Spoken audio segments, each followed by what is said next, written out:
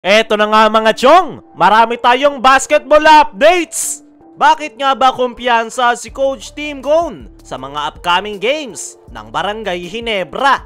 Justin Brownlee, bakit sinabing hindi siya ang GOAT import sa PBA? Simula nga nang mapunta ng Barangay Ginebra, itong si Justin Brownlee ay nagsimulang maging successful ang Barangay Ginebra kung saan natulungan niya nga ito na makakuha ng 6 na kampyonato. At dahil dyan ay marami ang nagsasabi, kabilang na si Coach Tim, na si Justin Brownlee ang greatest of all-time import sa PBA. At marami nga ang nag-a-agree dyan. Pero para kay Justin Brownlee ay hindi niya nga daw maile-label yung kanyang sarili as a greatest. Dahil napakarami na nga raw mahuhusay na naging import sa PBA. At nung dumating nga raw siya ng Pinas, ayan nga raw yung kanyang mga tinitignan na GOAT import. Dagdag pa nitong si Justin Brownlee ay para sa kanya ay hindi lang daw isa ang GOAT import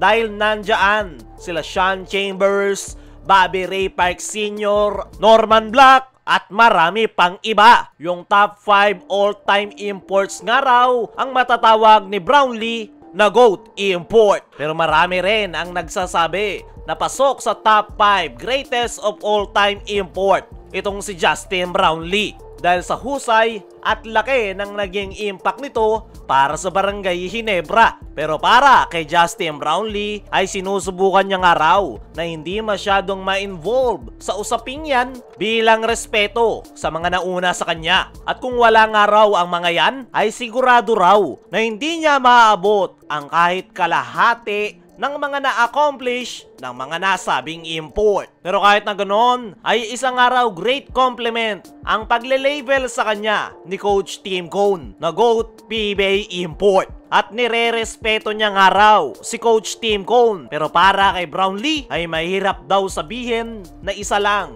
ang GOAT pagdating sa mga imports sa PBA. Para sa akin mga chong, ay deserve ni Justin Brownlee sa GOAT PBA import conversation. Dahil alam naman natin yung mga nagawa niya para sa Barangay Ginebra. At every time na naglalaro ito para sa kanyang kuponan ay almost sure na nakakakuha sila ng kampyonato. Pinakamababa na ay ang pagpasok nila ng PBA Finals. Pero naiintindihan ko nga na itinatanggi nitong si Justin Brownlee na siya ang GOAT import sa PBA. Kilala nga natin itong si Justin Brownlee.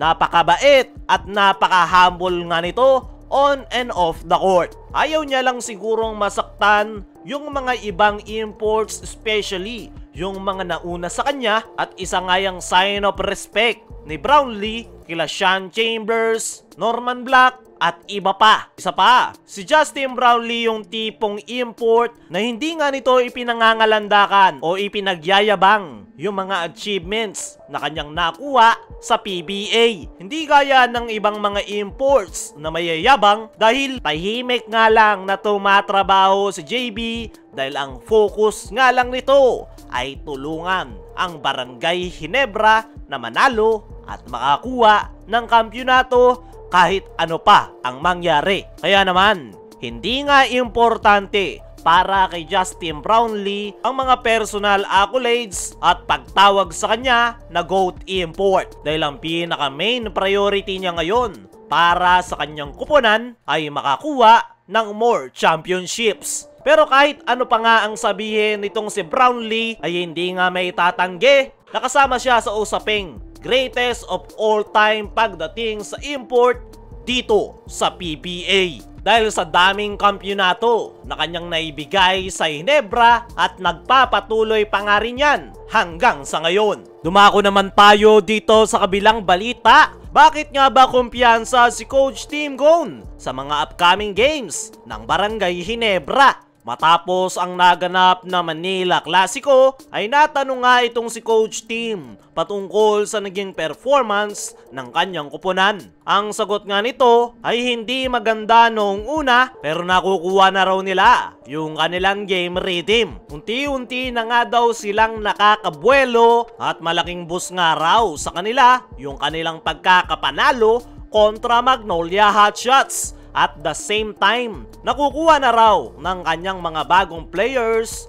yung kanyang triangle offense. Gaya na lang nitong sila RJ Abarrientos at Troy Rosario. Isang magandang sign pa nga raw ay ang nalalapit na pagbabalik ng ilan sa kanyang mga injured players. Kaya naman, kumpiyansa nga itong si Coach Tim Cone na may pagpapatuloy nila yung kanilang magandang ipinapakitang performance sa mga upcoming games hanggang makapasok ng PBA Playoffs. Pero hindi nga daw sila po pwedeng mag-overconfident dahil hindi nga raw basta-basta yung mga kupunan na kanilang makakalaban. Kaya naman, kailangan nga raw nilang mag-ingat at the same time ay panatilihing buo yung loob at moral ng kanyang mga players. As of now nga mga chong, ay mayroong 4 wins at 2 loss record ang Barangay Ginebra. Maganda nga ngayon yung kanilang kartada sa team standings at kailangan nga raw nila yung mapanatili hanggang matapos ang elimination round. Para sa akin mga chong, ay hindi pa talaga natin nakikita